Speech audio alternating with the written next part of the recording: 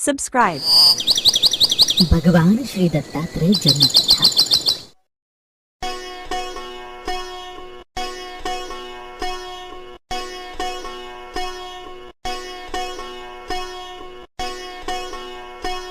विना खांद्यावरती घेऊन भगवत गुण संकीर्तन करे देवर्षी नारद महामुनी हे अत्रे ऋषींच्या आश्रमात आले।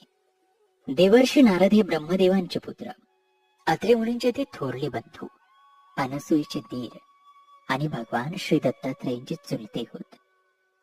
लोककल्याणासाठी ते नेहमी पर्यटन करीत असत।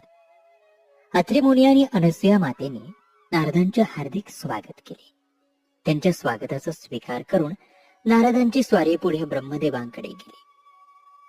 सावित्रीसह ब्रह्मदेव आपल्या स्वसदनात विराजमान होते। त्यावेळी नारदांनी तेथे माता अनसूयेच्या गुणांचे वर्णन केले।